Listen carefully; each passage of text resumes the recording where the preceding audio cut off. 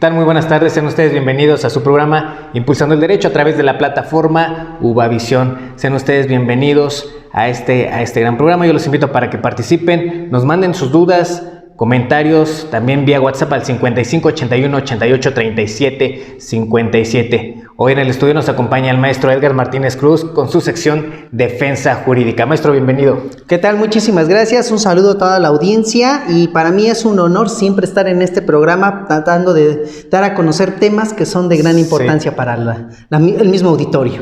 Así es. Bueno, el día de hoy tenemos un programa muy interesante, el tema que vamos a abordar muy actual, muy novedoso, así que vamos a comenzar, maestro. Pues se trata sobre la inseminación artificial y quiero preguntarle, ¿qué es la inseminación artificial? Muy bien, pues efectivamente es un tema un poco complicado también de tratar, porque tiene que ver cuestiones médicas, cuestiones científicas, tecnológicas, morales, exactamente. Y sobre todo, pues yo digo que principalmente médicos, porque pues hay que atender un poco a este tema de la medicina, que es la que nos está dando la posibilidad de que haya una procreación a través de una inseminación artificial. Antes que nada, antes de establecer qué es la inseminación artificial, pues partamos del género próximo, como dice el concepto aristotélico, que en este caso, primero, la inseminación artificial es un método de reproducción asistida. Sí. ¿Qué quiere decir? Este es un método por medio del cual se puede producir una reproducción sin necesidad de la intervención natural de los gametos, como se puede considerar, ¿no? Okay. Hablando aquí de un coito, como pues se tiene que manejar de esta manera, que debe de haber entre un hombre y una mujer, que eso es lo principalmente, se da para que se dé una reproducción natural. En este caso, cuando hay un problema para poder llevar a cabo esa fecundación de forma adecuada, pues utilizamos las cuestiones artificiales. Por eso primero decimos que es un método de reproducción asistida, en el cual pues se le injerta a la mujer espermatozoides cerca del cuello uterino, para que se pueda dar la fecundación. No hay que confundirlo con otros métodos de reproducción asistida, como es la fecundación in vitro o hasta la misma clonación. La fecundación in vitro, como su nombre lo indica, es aquella que se hace en un laboratorio donde se une un óvulo de una mujer con un espermatozoide. Hablando de la inseminación artificial, aquí no se va a extraer de la mujer el óvulo, sino que ella va a estarse vigilando cuándo es su periodo de ovulación para que en ese momento se le injerte el espermatozoide del ser humano, bueno, del hombre en este caso. ¿Sí? Entonces, eso es el primero que quiero aterrizar para que no se vaya a confundir con la clonación o se vaya a confundir con la fecundación in vitro, que es completamente distinta. Ahora, desde el punto de vista de la fecundación artificial, vamos a encontrar también dos clases diferentes de fecundación artificial. Una que se le va a llamar homóloga y otra que se le va a llamar heteróloga. La homóloga es cuando se utilizan los propios espermatozoides del cónyuge o del concubino, porque también en el concubinato se puede dar. Entonces, cuando procede de la misma pareja con la cual están haciendo vida en común las personas, por matrimonio o por concubinato. Y la heteróloga, la inseminación artificial heteróloga, es cuando se utilizan espermatozoides, pero de un donante, que no se conoce quién puede hacer, en efecto.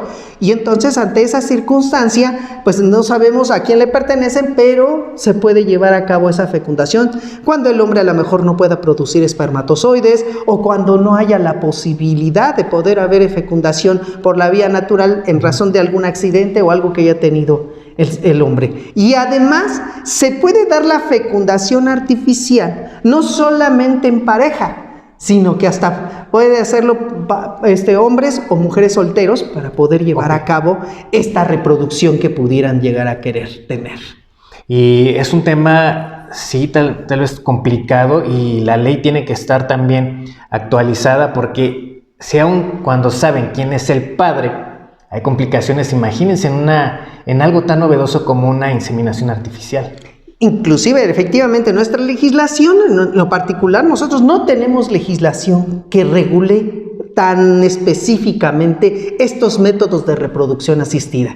Entonces, maestro, ¿qué nos dice el Código Civil sobre este tema? El Código Civil solamente da la permisión para poder llevar a cabo estos métodos de reproducción asistida, pero no hace una regulación específica sobre el tema. Sí. O sea, por ejemplo, no hay regulación para estos bancos de espermatozoides. No. O sea, estos se rigen por métodos de leyes mercantiles, por leyes civiles, Sí. pero por la forma y la constitución de esas sociedades. Inclusive aquí en México hay muchas compañías extranjeras, muchas sociedades Sí. civiles y sociedades anónimas extranjeras que se dedican a este tipo ¿cómo les diré?, de reproducción asistida, sí. pero que sus actas constitutivas son de otros países donde sí se los permiten, y aquí nada más vienen a ejercer la función que les permite su objeto social. Pues no debería de ser así. Pero No, el problema no es que no hay una regulación. Ahorita todos nos vamos, la verdad, estas instituciones, laboratorios o médicas que existen, se rigen única y exclusivamente por la Ley General de Salud. O sea, la Ley General de Salud es un poco la que regula todos estos aspectos para ver Sí. cómo se constituyen este tipo de sociedades, o si son sociedades extranjeras, cómo deben de tener sus efectos jurídicos aquí en nuestro país. Pero como tal, no hay una regulación que diga sobre este punto en particular qué tipo de medidas deben de cumplir estas instituciones, efectivamente dónde se debe de resguardar, por ejemplo, el semen, cómo debe de estar Sí. resguardado, quiénes son los que deben en un momento dado guardar los datos personales de las personas que vayan a donar esos espermatozoides para que no se vaya a dar a conocer su identidad. Ahora sí que todo queda un poco pues a la buena voluntad de estas instituciones y a la regulación que hace la Ley General de Salud desde el punto de vista federal. Pero recordemos que la inseminación como tal es una cuestión desde el punto de vista local. O sea, en este caso tenemos que atender a cada entidad federativa cómo se encuentra regulado este punto de la inseminación artificial. Para empezar, nosotros podemos partir del artículo 1 de la Constitución y del artículo 4 de la Constitución. La libertad que tiene toda persona de gozar de los derechos que otorga la propia Constitución y la protección de todos los derechos humanos, como ahora se maneja esta circunstancia. Pero el artículo 4 constitucional no habla en sí de la inseminación o de los métodos de reproducción asistida. Habla exclusivamente de que en una familia, tanto el hombre como la mujer tienen la libertad de decidir sobre el número y espaciamiento de sus hijos, o sea, el número que quieren tener de hijos. Dentro de ello cabe la reproducción asistida. No necesariamente tiene que ser por reproducción natural. ¿Sí? Pero se supone, ¿no? ¿Estamos suponiendo o realmente dice de la reproducción asistida? No habla, no dice. Entonces suponemos. Entonces, por eso suponemos, o sea, haciendo una interpretación, sí. Ahora sí que teleológica, axiológica y finalística, porque aquí tenemos que atender muchos métodos de interpretación para entender ese artículo, y atendiendo también a las convenciones sobre derechos humanos, la Convención Interamericana de los Derechos del Niño, etcétera, tenemos que analizar pues toda esa posibilidad que se tiene para poder utilizar los métodos artificiales para la fecundación. Que no, o sea, donde la ley no distingue, nosotros no tenemos que llegar a distinguir. Y si la Constitución no habla específicamente de que debe ser por métodos naturales, pues se entiende que todos los métodos que en un momento dado se permitan por parte de la ley para poder hacer la procreación. Claro. Y como les digo, entonces eso es lo primero que nos dice la Constitución. El Código Civil nada más da, como vuelvo a insistir, una cuestión permisiva, pero para determinar ciertos efectos jurídicos, como por ejemplo en relación con la paternidad, en relación con las cuestiones sucesorias, en las cuestiones de alimentos, en la colocación del nombre del menor, me refiero al apellido, el nombre patronímico. Entonces, de los derechos que esos surgen en cierta manera por haber llevado a cabo esa fecundación, pero el código para nada regula cómo debe de hacerse o qué tipo de procedimientos deben de hacerse o quiénes son los facultados para que en un momento lleven los estudios correspondientes para que una persona pueda ser apta a un método de reproducción asistida. En este caso, un método de inseminación artificial.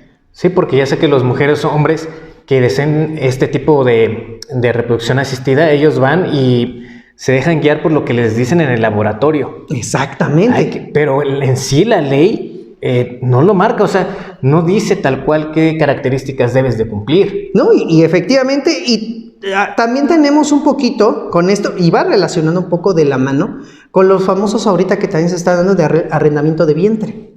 Cuando también en un momento dado una mujer puede procrear dentro de su seno un hijo que no le pertenece. Claro. O sea, que donde están las células de cada persona, de un hombre y una mujer, que son diferentes completamente a la mujer que está proporcionando su vientre para que se lleve toda la gestación del embarazo. Eso tampoco está regulado. Tampoco. Hace varios años, ya había una iniciativa de ley en la entonces Asamblea Legislativa de la Ciudad de México, donde se estaba manejando esto de la famosa maternidad subrogada, pero se quedó ahí en la congeladora y nunca se pasó a aprobación. Y es que efectivamente esto trae también muchos intereses económicos, políticos y sociales. Claro.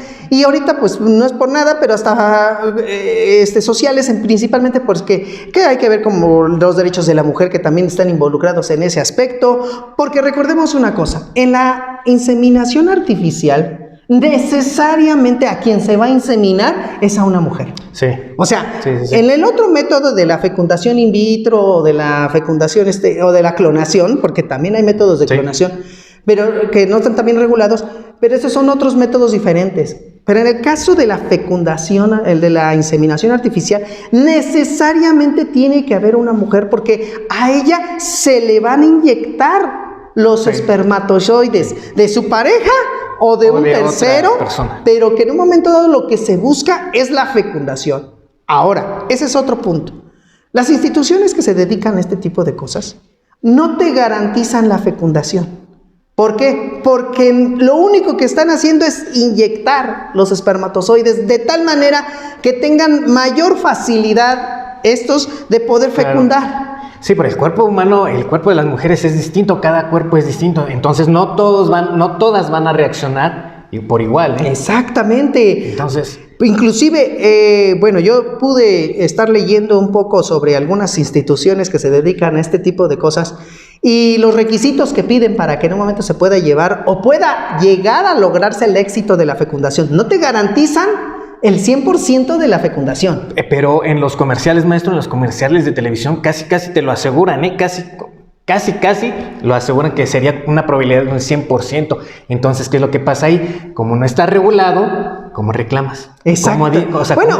Exacto. Para empezar, si bien es cierto, como bien menciona, en los medios informativos, pues lo que se busca es vender. Sí. Y vender el servicio. Sí, claro. ¿No? Entonces, están varias instituciones que hasta utilizan el código genético, ¿no? Como medio publicitario, como logotipo.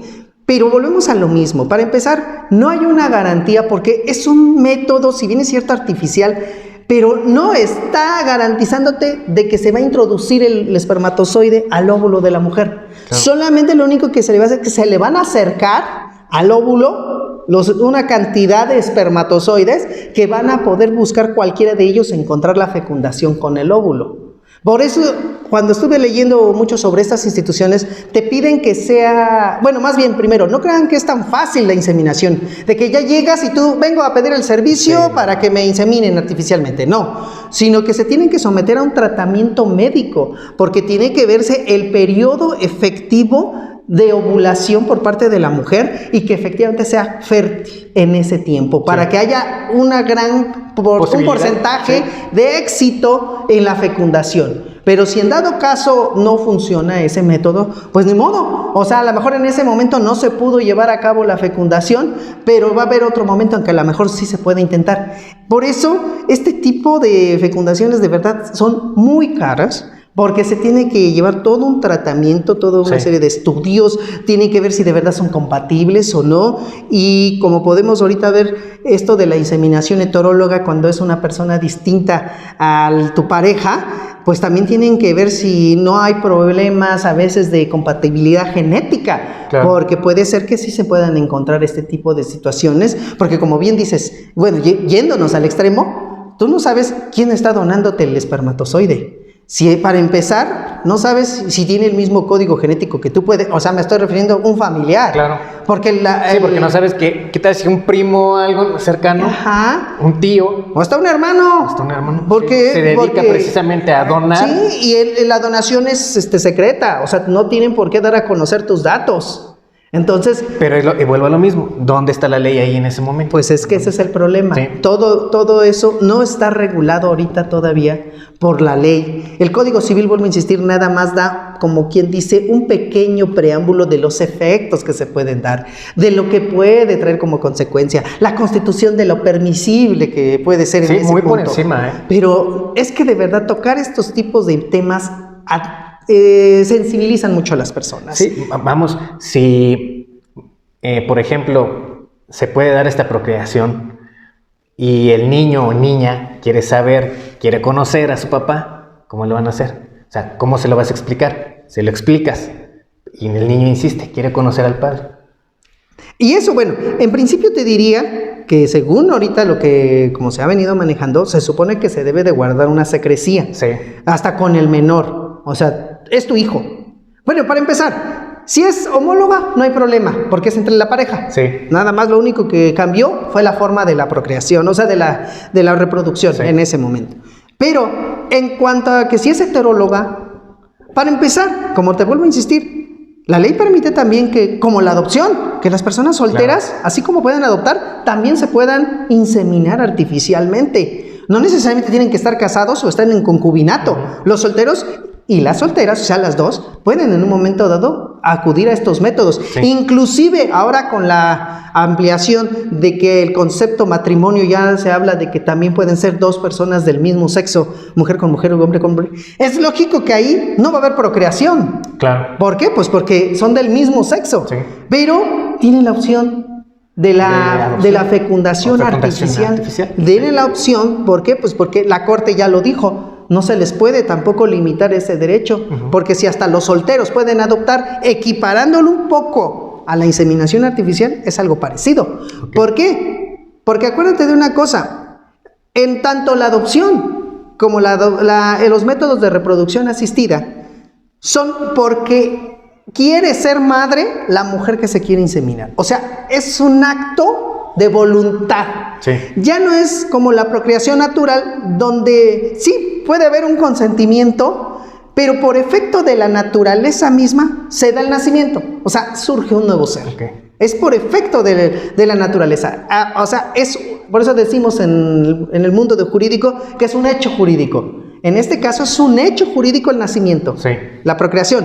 Pero, ¿la procreación asistida será un hecho jurídico o será un acto jurídico? Okay. Y ahí, si analizamos con mayor frialdad esto, es un acto jurídico.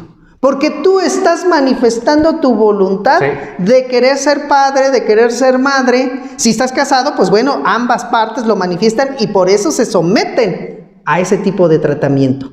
A diferencia de la procreación natural, ahí es si quieres o no quieres, ¿no? Por el simple solo hecho de tener la relación sexual, ya estás corriendo, por eso les digo, ya estás corriendo el riesgo de procrear. Sí. Es un riesgo que siempre vas a tener, aunque haya esos métodos anticonceptivos, pero no hay método anticonceptivo 100% garantizable de que no se va a dar el embarazo en la mujer, sino que hay una probabilidad del 99.9%, inclusive hasta esa famosa pastilla del día siguiente no es suficientemente efectiva. Claro. Entonces, por eso vuelvo a insistir, aquí tenemos que analizarlo también desde dos vertientes, como acto y como hecho jurídico, porque son consecuencias diversas. Sí. Los hechos jurídicos, las consecuencias se van a dar, quieras o no lo quieras. Y en la inseminación artificial, se supone que en principio, que son los efectos jurídicos, nada más se van a dar entre los que están inseminándose, a los que se están sometiendo a este tratamiento de inseminación artificial. Porque ahí te va lo siguiente. Cuando tú tienes un hijo, los efectos del parentesco de ese hijo, con todos tus familiares, son automáticos. Ese niño va a ser nieto, va a ser sobrino, va a ser bisnieto, o sea, automáticamente tiene todos los derechos familiares que se le van a involucrar. ¿Sí? Pero yo te hago la pregunta, ¿y el que fue concebido de manera artificial? Si estamos hablando de un acto jurídico, porque fue por medio de un acto jurídico que se dio ese sometimiento a ese tratamiento, porque tú necesitaste la voluntad de la mujer. Porque si la mujer dice, no, yo no quiero, pues aunque tú quieras, no se va a dar la inseminación. No la puedes obligar. Desde ahí partamos, desde ese punto de vista. En cambio, cuando hay una relación sexual natural, es un riesgo que los dos están corriendo y van a tener efectos jurídicos, lo quieran o no lo quieran. En el cambio de la reproducción asistida, allí sí hay una voluntad de ambas partes. Y siguiente, ok, tú dices, bueno, si es de mi propio espermatozoide y el óvulo de mi mujer, pues a lo mejor sí se puede entender que todos los efectos jurídicos son para toda la familia, porque son de tu sangre, Sí. Parentesco consanguíneo. Pero si es heteróloga, ¿dónde tiene que venir la inseminación de otro hombre o de otra persona, de un donador? Ese niño, ¿le vas a dar efectos jurídicos a toda tu familia? ¿Vas a convertirlo en nieto, en sobrino, en primo? No hay parentesco consanguíneo. No hay parentesco consanguíneo. Y sería, si tú quieres, lo podríamos ahora sí que ponerle en equivalencia con el parentesco civil. Pero el parentesco civil, ¿qué nos dice actualmente el código? Antes el parentesco civil nada más era el que se daba entre adoptante y adoptado. Sí. Pero desde el año 2000 que se crea la famosa adopción, la adopción completa, donde ya no se necesita que nada más sea adopción simple, que nada más surge el parentesco entre el adoptante y el adoptado, sino que ahora es una adopción plena, lo que se llama la adopción plena, donde ahora al momento de tú adoptar a alguien, se va a convertir como si fuera tu hijo y le va a surtir efectos jurídicos a toda tu familia que tengas. Entonces aquí en este aspecto pudiéramos darle analógicamente la misma conceptualización, en el sentido de que el producto de una inseminación artificial heteróloga también podría ser considerado como hijo de toda la familia. Pero como decía un profesor que tenía yo en la universidad, y decía, y bueno, y a la abuela cuando quiera decir, oye, ¿por qué le voy a decir mi nieto si ni se parece a mí, ni se parece a mi hijo? Cualquier otro pariente, ¿no? Exacto. ¿O por qué? Bueno, deja ya de decirle la denominación que le corresponda. Los efectos jurídicos, por ejemplo, alimentos. Si tú no puedes darle alimentos a tu hijo, ¿qué dice la ley? Van los ascendientes en el siguiente grado. Consanguíneo. Consanguíneo. Ajá. Y pues ahí va, al rato si tus papás, por ejemplo, tú tienes un hijo por reproducción asistida, tú no puedes dar los alimentos, al rato se lo van a ir a reclamar a tus papás de un hijo o de un nieto que ni siquiera de su sangre es. Sí. Porque seamos francos, o sea, todavía en nuestro país tenemos este problema cultural de que no aceptamos los hijos de otra relación. No tenemos todavía ese alcance y eso es porque las madres, mujeres, no lo ven así, ¿no? No. Como dice el dicho, ¿no? Los hijos de mis hijas, mis nietos serán. Los hijos de mis hijos en duda estarán. Entonces, si desde ahí partimos, imagínate si es de mi hija, no hay problema. De mi hija sí es mi nieto. Pero si es de mi hijo, y luego sabiendo que fue por un método de reproducción asistida, donde ni siquiera el que dio los espermatozoides fue mi hijo, sino fue un tercero que ni conozco, entonces ahí está el detalle, como dice Cantinflas, ahí el detalle de todos estos problemas que no se han visualizado, o que más bien no se han percatado que se pueden dar. Porque sí se han estado, ¿cómo te diré? Llevando a cabo estos métodos, pero han estado todavía muy escondidos y todo se ha manejado por métodos contractuales, saber qué momento, qué obligaciones y qué derechos se tienen, y nos vamos a legislación internacional, ni siquiera aplicamos la nacional porque no tenemos bien determinada nuestra legislación en estos temas. Entonces, maestro, ¿cuáles son los efectos jurídicos que produce al ser diseminada una mujer? Bueno, primero, pues hay que verlo desde dos puntos de vista, ¿no? Desde el punto de vista del derecho familiar y desde el punto de vista del derecho sucesorio. Vamos a ver, yo así lo clasifico. Porque desde el punto de vista del derecho familiar, pues para el inseminado, para el producto más bien de la inseminación, pues ya se le va a dar toda la protección que la ley se le reconoce. Porque al momento de que ha sido un individuo, vamos a llamarle así, yo le llamo así, un individuo ha sido concebido, dice la ley, se le va a tener por nacido para los efectos que se declare este código. ¿Y cuáles son los primeros efectos que van a surgir de un concebido? Los derechos alimentarios, los derechos de salud. Pero, ojo, creo que hay muchos juristas, y los respeto, pero ha habido una confusión, porque se ha considerado a ese ser que ha sido concebido, que se le llama el nasciturus, como desde el punto de vista romano se le ha mencionado, el nasciturus dice que ya tiene personalidad, ya se le puede considerar como persona. Porque dice que así lo está estableciendo la ley, porque dice se le va a tener por nacido para los efectos de este código. Sin embargo, yo desde mi punto de vista digo, no es cierto, no es persona. Porque si fuera persona tendría todos los atributos de la personalidad primero: nombre, domicilio, patrimonio, representación, estado civil. ¿Y un concebido? ¿A poco ya tiene nombre? No tiene nombre, es un concebido. Los padres, a lo mejor los padres ya sabrán qué nombre le van a poner. Ah, claro, pero no. Pero no tiene nombre porque no se ha presentado. Para que tú tengas un nombre, tiene que estar en el registro civil. Para que surte efectos frente a todo el mundo. ¿Tiene patrimonio?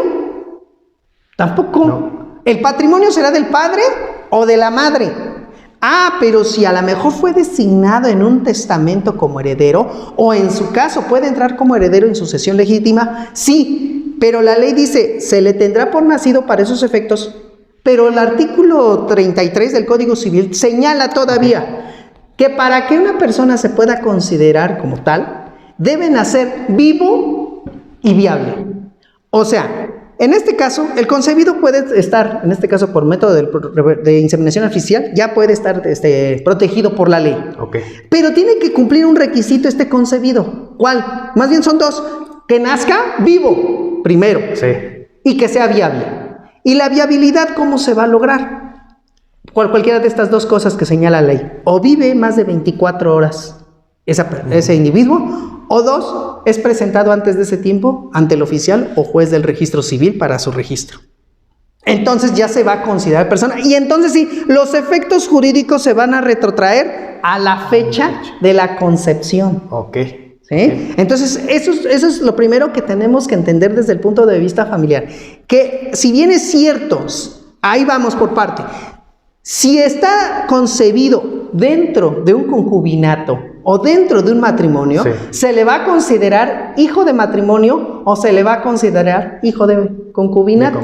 Y se le va a dar por toda la protección de derechos alimentarios, derechos de guardia y custodia, protección, etcétera, todos los que involucra a la familia. Ahora, nada más en términos generales, desde el punto de vista sucesorio, ¿cuáles son? Pues aquí hay que tomar un pequeño problema. A lo mejor lo que acabo de decir, la primera parte no hay problema, porque también, se le va a considerar heredero si cumple estos requisitos que ya mencioné. Pero ahora, ¿qué sucede si en algún momento la mujer, la cónyuge, se insemina después de la muerte del autor de la sucesión o después del que donó los espermatozoides? Aquí van a sufrir dos consecuencias diversas. Si hubo consentimiento, o sea, que en este caso el autor de la sucesión haya realizado un testamento donde él haya dado su autorización para que en caso de su mujer se inseminara en el tiempo que ella quiera después de la muerte del autor de la sucesión, no hay ningún problema, se le va a considerar como si fuera hijo del autor de la sucesión, porque está dando esa opción. Pero ahora, si no dio su consentimiento, ¿qué va a pasar? Pues desde el punto de vista estrictamente legal, no se va a considerar hijo del autor de la sucesión. No se le va a dar el nombre, o sea, en este caso, los apellidos. No se le va a dar el derecho de sucesión. No se le va a dar la posibilidad de que pueda ser hijo y que a lo mejor pueda también acarrear todos los derechos que le pudieran haber correspondido del autor de la sucesión. Porque no hubo consentimiento. Porque recordemos la presunción también de los hijos que se consideran dentro de matrimonio y concubinato.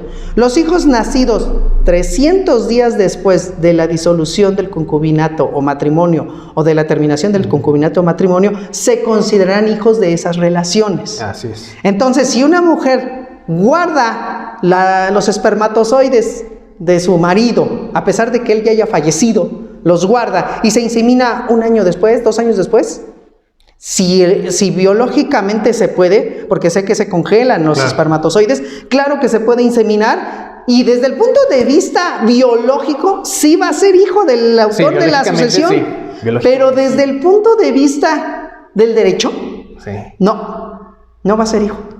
¿Por qué? Porque se aplica esa presunción que te estoy comentando y además porque no hubo voluntad expresa del autor de la sucesión. Y yo, ahí la primera pregunta que me haría, ¿Por qué la ley no regula ese aspecto? Porque se puede presentar. Y en realidad sería, sí es su hijo. Ajá, porque sí. De fallecido, sí podría sí, ser sí. su hijo. Inclusive, nada más así, ahora sí como dicen, como abogado del diablo. Eso es lo que dicen, que no se considerará hijo del autor de la sucesión. La madre no lo podrá reclamar. Pero, ¿y si el hijo, siendo mayor de edad, reclama el reconocimiento de paternidad? Sí, él sí tiene derecho. Sí. Ajá. Pero ahora, claro, el código nos dice claramente que cuando una persona fallece, si no se le reclamó la paternidad en vida, no se le puede hacer después de muerto. Ahora, en este caso, si Claro, la mujer se insemina después, no hay problema. No podrá hacer, ni modo, no lo va a poder reclamar. Pero ahora te pregunto, ¿y si hubo divorcio? Y la mujer conservó los espermatozoides de su exmarido y se insemina sin decirle nada al exmarido. ¿Está vivo? Sí. ¿Está vivo? Sí. Ahí no podrá el hijo, concebido por esa inseminación artificial, ir a reclamar el reconocimiento de paternidad. Claro. Él no tiene la culpa. Reconozcamos que dice la jurisprudencia de la Corte que todo hijo puede reclamar el reconocimiento de paternidad porque tiene derecho a saber Sí. su origen. Sí. ¿Y que no puede en un momento dado, atendiendo al interés superior Claro del que sí menor, lo puede hacer. también reclamar su origen, de saber de dónde viene? Sí. Hay tantas cosas que podemos en un momento dado seguir elucubrando, porque efectivamente, como no hay una regulación, muchas cosas Claro, se pueden quedan presentar al en aire. el Inter. Ahora, Ajá. así es, maestro. Ahora, ¿qué efectos, por ejemplo, produce en el derecho familiar? ¿Qué pasa ahí? Ahí por eso, como les digo, en el primero, los efectos que produce son los alimentarios, lo que Ok, dije hace rato. Entrada. Los derechos alimentarios, los derechos de parentesco. Sí. Pero ahí entramos con esa discusión todavía. Hay parentesco. ¿Cuándo va a ser parentesco civil y cuándo va a ser parentesco consanguíneo? Consanguíneo creo que no va a haber ningún problema. La propia pareja otorga los elementos necesarios para la reproducción. Pero cuando vienes de un padre X, entonces, ¿será consanguíneo o será civil? Porque el concubinato, la adopción, ya dijo claramente que todos los hijos adoptados se van a considerar parientes consanguíneos. Pero aquí no estamos hablando de adopción. No. Aquí estamos hablando de una inseminación. ¿Sí? Y en este caso, que de un tercero que ni conoces. Claro. Entonces, ¿ahí qué va a pasar? ¿Ahí qué efectos le vamos a dar? ¿Lo vamos a tratar como consanguíneo? Posiblemente atendiendo un poco a la analogía, al principio de analogía, que es un método de interpretación que establece la propia Constitución, sí. Podríamos equiparar la adopción como si fuera también un método de reproducción asistida heteróloga, porque no es hijo de las partes, es un tercero. Claro. Pero bueno, ni tanto, porque si hacemos una reflexión, la madre sí. La madre sí es su hijo. Sí. No viene de un tercero. Sí, o sea, es su hijo. Sí. La adopción es cuando tú completamente no puedes tener hijos y jalas a alguien para introducirlo a tu familia, sí. Pero desde el punto sanguíneo. Ellos ya tienen padre y madre. Porque viene de otro lugar, de otra familia. Sí. Pero aquí sí es tuyo. Aquí sí es tuyo. O sea, se me hace un poco un poco ridículo decir, sangre sí es tuya, mujer, pero mía no es. Y entonces, como tenemos la cultura, ¿no? Entonces aceptaste que te pusieran los cuernos o qué, para que tú digas que estés dándole el trato de hijo a alguien que en realidad ni lo es. Pero si es de tu mujer, bueno, entonces tu mujer te fue infiel. ¿O cómo estuvo ahí la situación, no? Sí. Entonces, ahí es donde yo todavía, por eso les digo que desde el punto de vista familiar, hay mucho que decir. ¿Por qué? Porque no está bien regulado. Porque estamos hablando de alimentos, no hay problema porque es menor de edad y necesita alimentos y se presume hijo porque así se lo determinó. Hasta ahí vamos bien. Pero hasta ahí vamos bien. Pero el parentesco, y yo lo hago desde el punto de vista también del menor, si es atendiendo a sus derechos, como su interés superior, que él no puede tener derecho a saber su origen en un momento dado si llega a descubrir esa circunstancia, o cómo se va a poder determinar esa situación. Entonces, aunque se diga que se guardan todos los secretos de los donantes, sí, pero todavía seguimos en esa situación de no saber, o sea, tu origen. Entonces, ¿para qué tantos derechos me están dando a mí como menor de edad? No sé de dónde vengo. Exactamente. No. Por el momento me dicen que sí, que no. Y ahora, seamos también francos. Si en la práctica se da cuando son hijos de otra relación que vienen y cómo los ve feo la familia. Es lo que decía, si aún sabiendo de dónde viene el niño. Exactamente, cuando se vuelven a unir dos personas que traen hijos de diferentes familias o de diferentes parejas y con la nueva familia, y la familia se los ve así como que patitos feos, ¿no? Ustedes para allá, ¿qué hacen aquí? ¿Cómo es posible que todavía ustedes se quieren involucrar en mi familia? Ahora imagínate para alguien que también no sabe, que desde un principio sabes que no es. Que bueno, para los demás familiares no es su familiar. Sí. Entonces, ¿qué está pasando ahí? No, o sea, una cosa es que ayude el derecho a poder entender y regular estos aspectos, pero el amor y el cariño no lo puede obligar la ley. La ley no te puede obligar a querer a un ser que no es parte de ti, y no puede tampoco a obligarte a amar a alguien que no es parte de ti. Entonces, ahí es donde todavía nos encontramos con todas estas dificultades. Yo sigo sosteniendo que esta es una cuestión de cultura. Mientras nosotros como pueblo mexicano no sepamos en un momento dado manejar estas situaciones de una manera diferente, donde se nos eduque y se vea esto como algo normal. Sí, ahorita precisamente estamos todavía aquí con la pelea de las mujeres, que se les respete sus derechos, que no se les violente, que se les dé la calidad como ser humano que son, y que en un momento dado merecen también ser tratados de manera igualitaria que los hombres.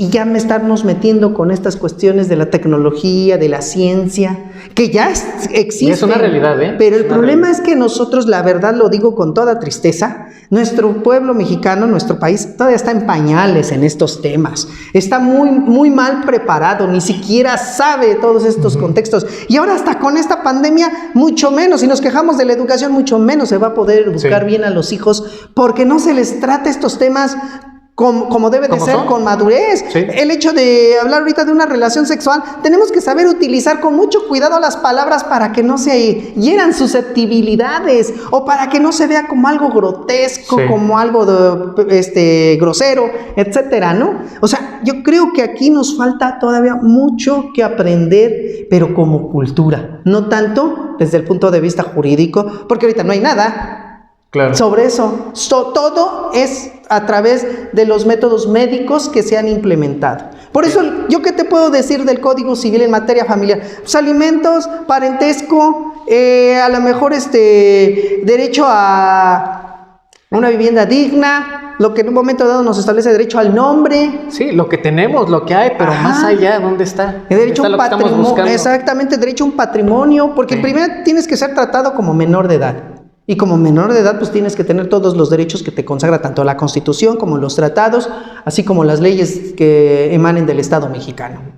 Pero en sí, estos métodos deberíamos de tener una regulación de cómo manejarlos. Debería de haber una ley que dijera quiénes primero tienen derecho a ser asistidos de esta manera, de tener reproducción asistida, y dos, ¿cuáles van a ser las consecuencias que esto va a acarrear? O sea, se tiene que preparar a los padres, a los futuros padres, para que ellos se den cuenta de lo que están también intentando hacer. ¿Cómo es posible que se haga cuando se va a adoptar a un menor?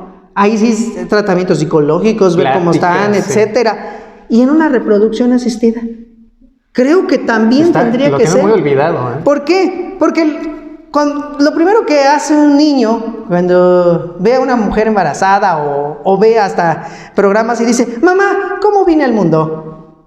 ¿Cómo fui concebido? ¿Fui concebido con amor o X cosa? A lo mejor la mamá al principio lo va a tratar de decir: sí, hijito, tú fuiste concebido normal, etcétera. Pero al ratito, pero ya en serio, quiero saber cómo fui concebido. No, pues es que fuiste concebido por un método de reproducción asistida. Ah, caray, ¿eso qué es? ¿Cómo? ¿Cómo le vas a explicar a tu hijo de que no fue concebido de manera natural, o más bien de manera natural? Ajá, como se concibe una persona, ¿no? Y decirlo con sus palabras, de verdad todavía da vergüenza. Luego a veces explicarle a los niños estos, pero decirle, pues, ¿qué es la introducción del miembro viril en la vagina de la mujer para que de esa manera se dé una reproducción, una procreación, más bien? Entonces, esa es la manera en que se le tiene también que explicar. Ahorita ya no podemos estar manejando como antes, ¿no? Es que mira, la abejita fue a la florecita y le introdujo el polen, etcétera, ¿no? Tenemos que hablar estos temas, inclusive hasta en las propias universidades, tenemos que hablarlo con ¿cómo le podemos decir? esta claridad. Claro. Ya no estarlo manejando como si fuéramos a hablar de algo que fuera, pues, muy pecaminoso, tabú, ¿no? Etcétera, ¿no? Ya inclusive tenemos que tratar estos temas muy abiertamente, pero teniendo también la mente bien abierta, y no para que se generen este tipo de situaciones de que todavía se manejan como tabús. Sí. De que todavía, sí, se puede o no se puede, etcétera, ¿no? Tan es así que todavía estamos discutiendo lo del aborto, ¿no? Si es legal, si no es legal, si esto y aquello. Y ahorita estamos hablando de una cuestión de reproducción asistida, o sea, de crear procreación, de crear vida. Y entonces, ¿qué hacemos con la del aborto y todo ese tipo de cosas? O sea, de verdad que tenemos mucho que decir en ese aspecto. Y eso estoy hablando en materia familiar. Nada más. Nada más. Que todavía tenemos las consecuencias jurídicas que todavía conlleva, civiles, mercantiles, laborales, todo eso. Porque desde el punto de vista laboral, ¿cómo le voy a decir a mi patrón que me voy a ir a inseminar? Si lo primero que quieren los patrones es que no te embaraces. Entonces, ahí también, claro que va a tener efectos laborales. Se le va a dar el mismo tratamiento a una mujer que fue embarazada de forma natural a una mujer que ha sido embarazada desde el punto de vista artificial. Sus días de descanso. Exactamente, ¿cómo se le van a dar? Por ejemplo, porque ahí volvemos a lo mismo que dije desde el principio. Es la voluntad. O sea, tú te vas a inseminar, tú vas a procrear porque tú así lo quieres. Porque hay una acto propia. Y a diferencia de la procreación natural, esa es un riesgo que siempre vas a correr. ¿Se va a dar o no se va a dar? Pero de que está el riesgo, está el riesgo. Y de que te van a dar las consecuencias jurídicas es porque no quieras, sino porque lo tienes que sufrir por haber corrido ese riesgo. Pero en la inseminación artificial, ¿qué te va a decir un patrón? Te va a decir, no, pero si tú estás decidiendo ser madre, entonces, ¿sabes qué? Renuncia. Porque en principio yo te diría que yo te doy la posibilidad de que tú tengas todos los derechos laborales que te corresponden, pero siempre y cuando pues hayas quedado embarazada de manera natural, porque tú llegas y ¿qué cree? Que mire, resulta que quedé embarazada, ¿no? Y entonces vienen todos los efectos jurídicos. Pero cuando es por medio de inseminación artificial, es que, ¿por qué estás embarazada? Porque me quise embarazar. Mira, aquí está el contrato con el cual hice el trato con la institución que se dedica a las cuestiones de inseminación artificial. O sea, más bien tú lo estás queriendo hacer para perjudicarme, va a decir el patrón. Porque tú quieres generarme mayores derechos, quieres que te pague todo lo que te corresponde, etcétera. Y entonces, nomás estoy hablando de un ejemplo. Estoy hablando de los efectos laborales. Desde el punto de vista sucesorio, como heredero. ¿Qué tal si tú eres heredero universal, te consideras heredero universal de tus papás? Y resulta que tus papás se deciden inseminar. No sé, porque no hay una edad. Claro, desde el punto de vista legal, para inseminarte. Tal vez sí, una edad biológica, sí. Pero pues, si una persona de 40, 50 años, 60 años todavía puede, pues las mujeres ovulan y pueden en un momento quedar embarazadas, si es que llegaran a poderlo lograr, ¿no? O sea, no hay impedimento para ello. Los hombres también seguimos produciendo espermatozoides, claro, ya muy débiles, pero se siguen produciendo. Entonces, ¿qué también no se puede dar la concepción en cualquier momento, en cualquier edad? Inclusive, vamos más lejos, la in vitro, la que estoy comentando. La fecundación in vitro es la que se da en un laboratorio, por eso les llaman en estos tubos de ensayo, donde unen un óvulo y un espermatozoide, lo fecundan, y ya que está fecundado es cuando se coloca en el vientre de la mujer. Por eso se le llama fecundación in vitro, porque es por fuera. Pero ya nada más se le coloca. Entonces no pueden agarrar el de un hombre de 60 años con una mujer de 60 años. O a lo mejor no una mujer de 60 años. Vamos a poner una mujer de 45 años que todavía no le llega la menopausia. Porque luego llega la menopausia y dicen ya no puede producir óvulos. Pero bueno, vamos a poner una mujer de 45 años. Pero la mujer dice, yo no quiero tenerlo en mi vientre. Y lo colocamos en otro vientre. ¿De quién es hijo? ¿De la que está llevándolo en su vientre? ¿Del que dio el espermatozoide? ¿Del que dio el óvulo? Entonces, vean, todavía no hay esa regulación adecuada para poder determinar cuáles van a ser los efectos. Nuestro país, nuestro querido México, es un México muy sentimentalista. Y la maternidad, tú lo sabes, es un derecho que no se cuestiona y que una mujer prefiere morirse de hambre, bueno, las que son verdaderas madres pero son la regla general, sí. La excepción son las que les vale gorro a sus hijos, pero tú ves así hasta, no, cuando piden limosna, la mujer ahí con su hijo, ahí en brazos, ahí cuidándolo, pero prefiere mejor no comer ella, pero que su hijo coma. Sí. Entonces, vean, todavía hay ese sentimentalismo. Una mujer aquí en México, si le dices, réntame tu vientre, al principio va a decir, bien, pero al rato va a decir, es mi hijo, sí. A mí me dolió. Es más, los dolores de parto las sentí yo, tú nomás diste tus células. Pero los dolores, sí, los sufrimientos, los achaques del embarazo, todos los síntomas, sí. Los sufre la mujer que los está teniendo. Sí, pero tú los estabas asumiendo porque yo te pagué. Sí, pero ahora dice la otra, pues ahora no quiero, y además es mi hijo, yo le di todo lo que yo no sentí, se lo proporcioné a él. Y ahí está también llego muy lejos de este aspecto, pero ¿y si el hijo no te sale como tú querías? O sea, me refiero, desde el punto de vista también psicológico, sabemos que no dicen los psicólogos y dicen los terapeutas, sí, que uno desde que está en el vientre materno recibe toda la información para saber si vas a hacer con una cierta... Deja de ojo claro, me refiero conductual. Sí. Que si vas a ser cohibido, que si vas a ser agresivo, que si vas a ser muy aperturado, etcétera. Sí. Que como se comporte tu mamá es el código genético que también te está enviando de cómo vas a ser en el futuro en tu carácter, en tu temperamento. Sí.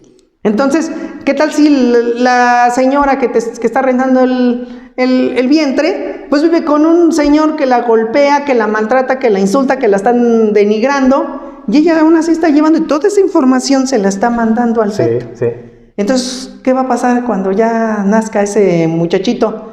Y en un momento dado, ¿qué? ¿No le vamos a poder cambiar todo ese código que tiene interno desde el punto de vista conductual? Claro.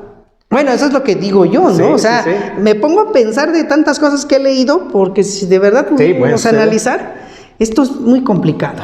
Por eso les digo que nuestro país no está preparado todavía para ello.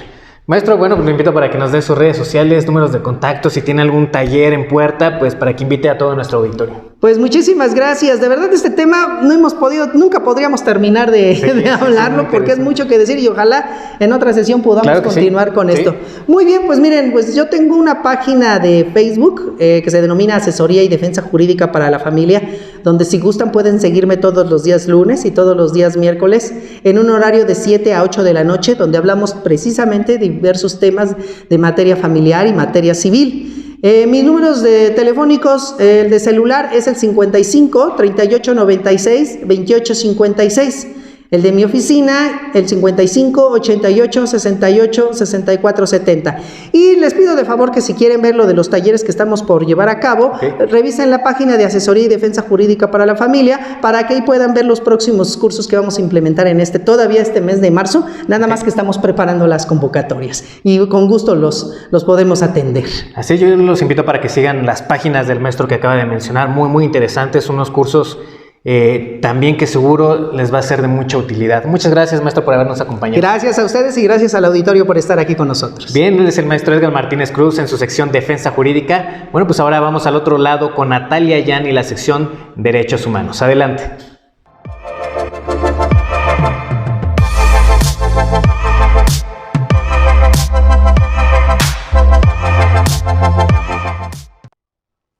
Bienvenidos a la sección Derechos Humanos. Soy Natalia Yan y hoy les presentaré los derechos de las mujeres y de las niñas.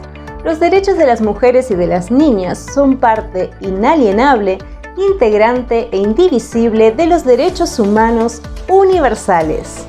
La plena participación en condiciones de igualdad de las mujeres en la vida política, social, civil, económica y cultural en los planos nacional, regional e internacional, y la erradicación de todas las formas de discriminación basadas en el sexo son objetivos prioritarios de la comunidad internacional. Esto lo encontramos en la Declaración de Viena, párrafo 18 del año 1993. Los derechos humanos son una serie de atributos, prerrogativas y libertades que tienen todas las mujeres y los hombres por el simple hecho de existir. los cuales son indispensables para llevar una vida digna. Si bien mujeres y hombres tienen los mismos derechos desde que nacen y durante toda la vida, ambos viven situaciones y condiciones diferentes. Las mujeres han vivido subordinación, situaciones de exclusión con relación a los hombres, lo que ha generado que no puedan ejercer sus derechos en igualdad de condiciones.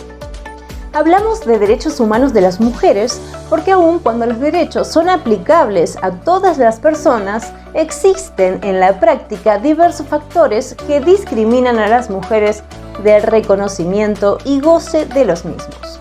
El reconocimiento de los derechos humanos de las mujeres, muchos de los cuales hoy resultan familiares y cotidianos, ha significado una lucha tenaz por muchas mujeres a lo largo de nuestra historia. De hecho, el proceso de exigibilidad de los derechos humanos de las mujeres es un camino que continúa transitándose en diversos espacios, teniendo como principales protagonistas a las mujeres.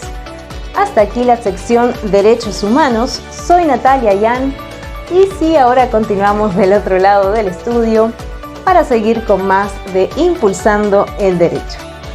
Muchas gracias, Natalia, por la sección por los derechos humanos. Bueno, mi nombre es Arturo Uriostegui y nos vemos la próxima en Impulsando el Derecho a través de la plataforma UBA Visión. Hasta la próxima.